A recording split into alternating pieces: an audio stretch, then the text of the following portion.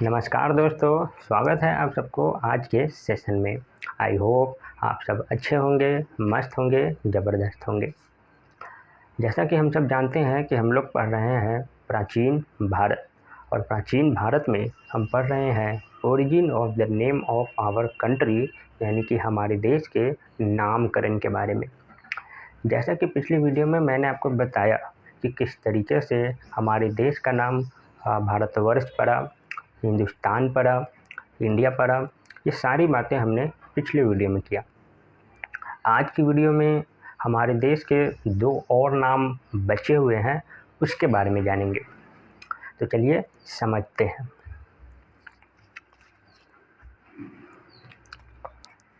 हम पढ़ रहे हैं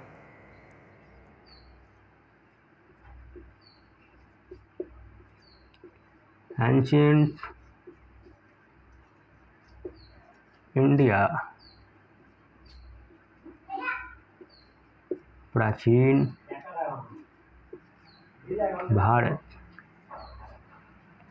और प्राचीन भारत में हम पढ़ रहे हैं origin of the name of our country, जिन्हें हम कहेंगे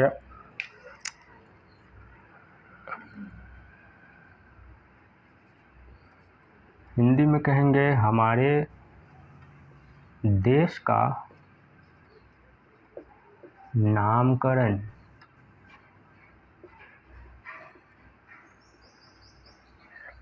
तो नामकरण में आर्यवर्त बता दिया गया है, आर्यन के द्वारा दिया गया। उसके बाद भारतवर्ष नाम पड़ा, फिर उसके बाद हिंदुस्तान नाम पड़ा, फिर इंडिया नाम पड़ा, और इन 4 नाम के बाद हमारे देश का एक और नाम पड़ता है जिन्हें हम जम्बू द्वीप के नाम से जानते हैं। आई रिपीट, जम्बू द्वीप के नाम से जानते हैं। बहुत कम ही स्टूडेंट ऐसे होते हैं जो इस नाम के बारे में जानते हो। हमारे देश का 5वां नाम पड़ जाता है जम्बू द्वीप। अब जो ये हमारे देश का जो नाम है, इस बात की जानकारी हमें एक अभिलेख से मिलता है, एक इंस्क्रिप्शन से मिलता है। आपको पता होना चाहिए कि हमारे देश का सबसे पुराना अभिलेख, सबसे ओल्डेस्ट इंस्क्रिप्शन सम्राट अशोक के माने जाते हैं, जिन्हें अशोक का इंस्क्रिप्शन कहा जाता है। इसी अभिलेख से हमें भारत का एक और नाम का उल्लेख मिलता है, जिसे हम जम्बू द्वीप के नाम से जानते हैं। आगे बढ़ने से पहले इंस्क्रिप्शन या अभिलेख का मतलब भी जानना जरूरी है कि आखिर ये अभिलेख का मतलब क्या होता है। अभिलेख या इंस्क्रिप्शन बहुत सिंपल सा डेफिनेशन है। आपको पता है कि प्राचीन भारत में कॉपी पेन वगैरह तो होता नहीं था, तो लिखने वाली चीज़ फिर भी उस समय लिखा जाता था। अब उस समय वहाँ पे कॉपी नहीं है और फिर भी लिखा जाता था, तो आपके मन में ये सवाल हो रहा होगा कि लिखा कहाँ जाता था। तो बहुत सिंपल सा कहानी है कि उस ज़माने में जो भी चीज़ें लिखी जाती थी वो या तो किसी पत्थर पे, जिसे आप रॉक कहते हैं, उस पे लिख दिया जाता था। गुफ़ा है तो गुफ़ा में लिख दिया जाता था। पेड़ के छाल पे, पेड़ के पत्तों पे लिख दिया जाता था। तो इन सारी चीज़ों से हमें कुछ जानकारी मिलती है, कुछ इन्फॉर्मेशन मिलती है, और इसी सारी चीज़ों को इंस्क्रिप्शन कहा जाता है, अभिलेख कहा जाता है। तो सम्राट अशोक के अभिलेख से ही हमें अपने देश का एक और नाम का उल्लेख मिलता है, जिन्हें हम जम्बू द्वीप के नाम से जानते हैं। तो हमारे देश का 5वां नाम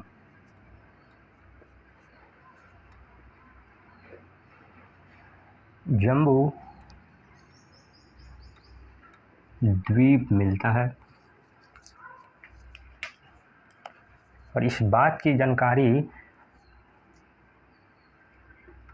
हमें एक इंस्क्रिप्शन से मिलता है, फ्रॉम अ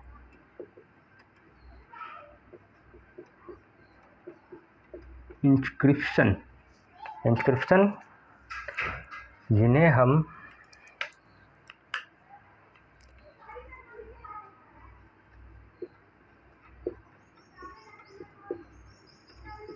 अशोका के इंस्क्रिप्शन या सम्राट अशोक के अभिलेख से हमें अपने देश के 5वें नाम के बारे में पता चलता है। इंस्क्रिप्शन का क्या मतलब है? इंस्क्रिप्शन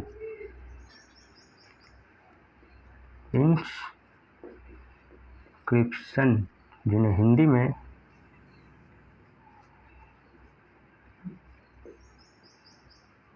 अभिलेख कहा जाता है।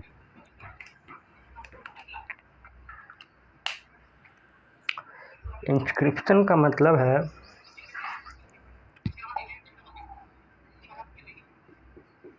All written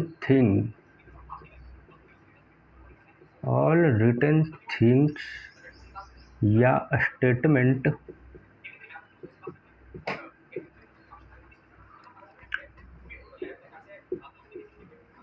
found upon rocks, leaf, इसके अलावा केव, बार्क मतलब हो गया पेड़ का छाल। तो इंस्क्रिप्शन का मतलब है ऑल रिटन थिंग्स और statement found upon rocks, leaf, cave, bark.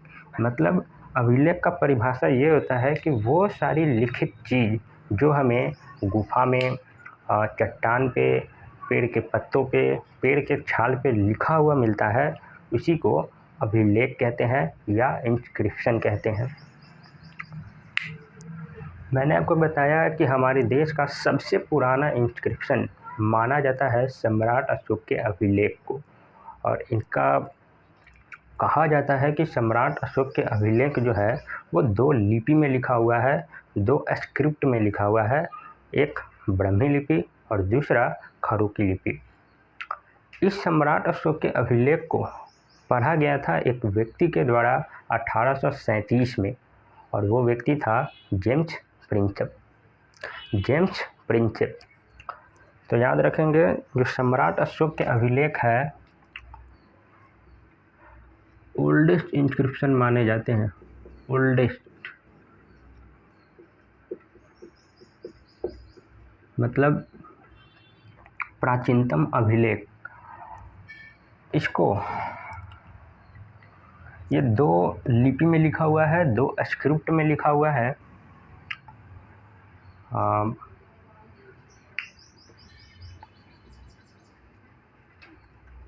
2 script जिन्हें हम कह सकते हैं 2 लिपि। कौन कौन से लिपि में लिखा हुआ है? ब्राह्मी लिपि, खड़ोकी लिपि। ब्राह्मी लिपि, हाँ, खड़ोकी लिपि। और मैंने आपको बताया कि इस अभिलेख को एक व्यक्ति के द्वारा सबसे पहले पढ़ा गया था 1837 में। वो पर्सन कौन था भाई? वो व्यक्ति कौन था? वो व्यक्ति था जेम्स प्रिंसेप, जिसने कब पढ़ा? 1837 में। आप लिख सकते हैं सम्राट अशोक के अभिलेख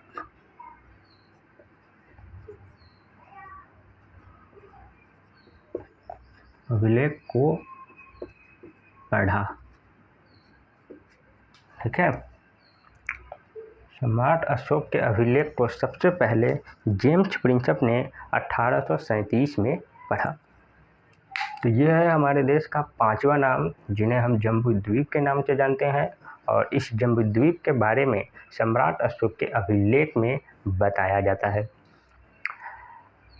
नोट डाउन करेंगे इसे या स्क्रीनशॉट ले लें।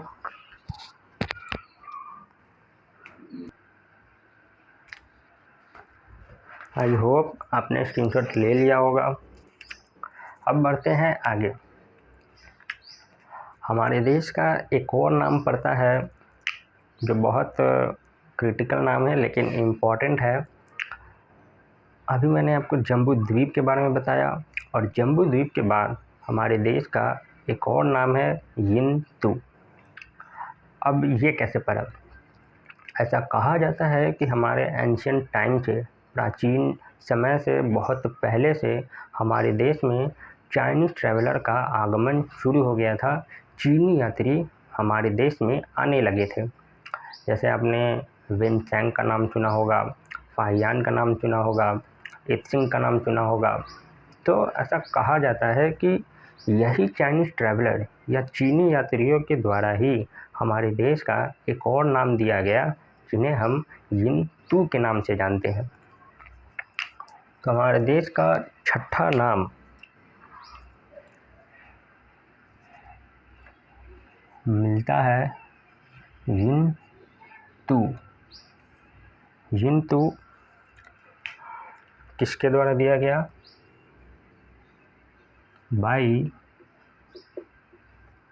Chinese traveller.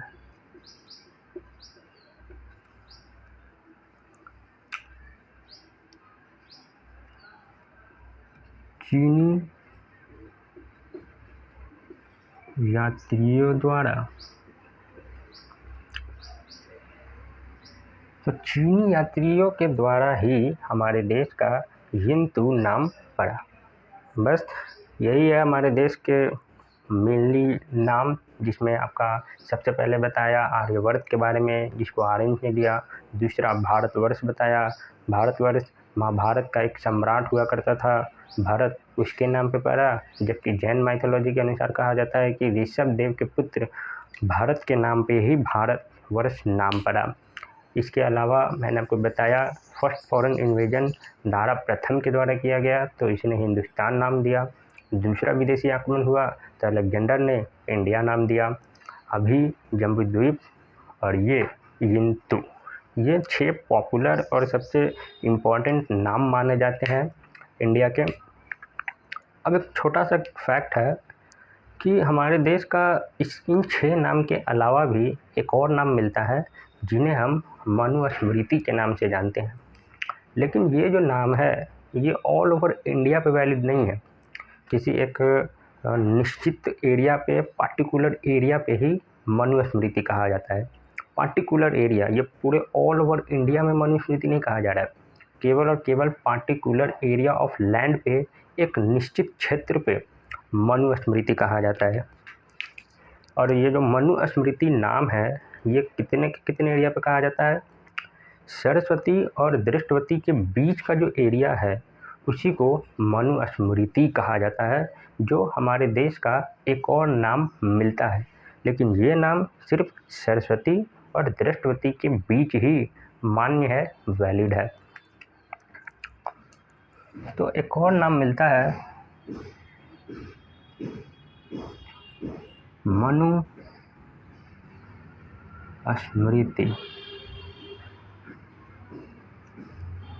मनुस्मृति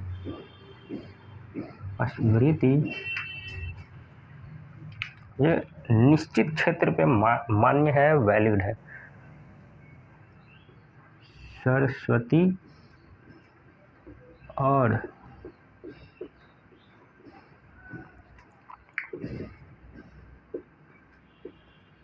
दृष्टवती के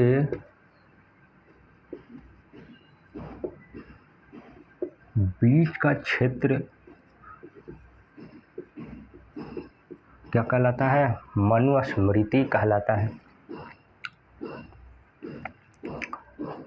तो यहाँ पे भारत के नामकरण वाला topic, that is origin of the name of our country, हमारे देश के नामकरण का जो टॉपिक है वो यहाँ पे फिनिश होता है, कंप्लीट होता है, जिसमें हमने 6 पॉपुलर नाम के बारे में बात किया और साथ में मनुस्मृति के बारे में बात किया।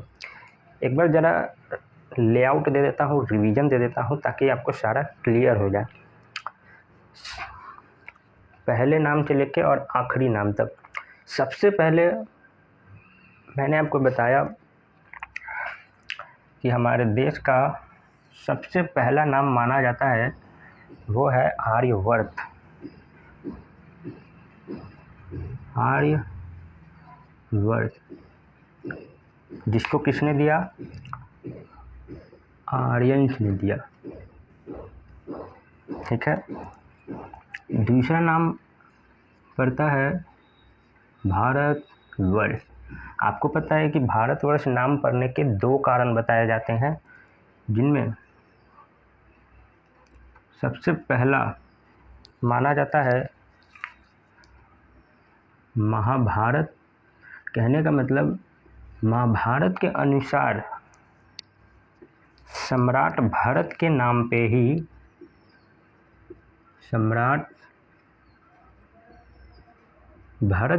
पे ही भारतवर्ष नाम पड़ा। जबकि जैन माइथोलॉजी के अनुसार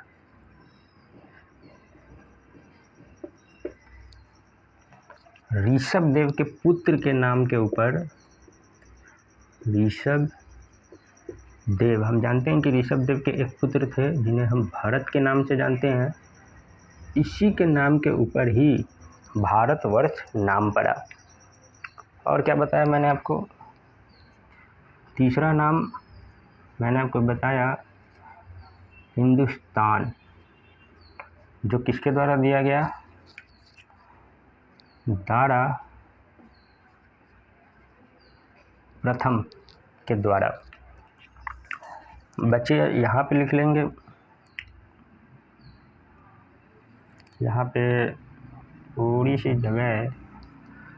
चौथा नाम हम जानते हैं इंडिया है, जिसको किसने नाम दिया? हम सब अच्छी तरीके से जानते हैं, अलेक्जेंडर के द्वारा या सिकंदर के द्वारा। और पांचवा छठा तो मैंने अभी बताया, जम्बू द्वीप और यिंतु। और इसी के साथ आज का सेशन होता है समाप्त। आई होप आपको ये सेशन पसंद आया होगा।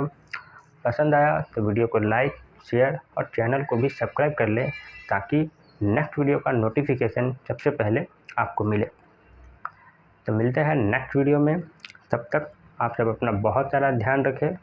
और जब हम नेक्स्ट वीडियो में आएंगे तो हम एक नए टॉपिक को शुरुआत करेंगे, जिसे हम sources of ancient Indian history के नाम से जानते हैं।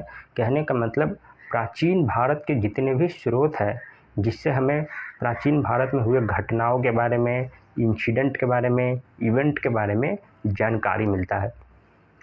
तो मुलाकात होगी आपसे नेक्स्ट वीडियो में। तब तक के लिए जय हिंद, वंदे मातरम।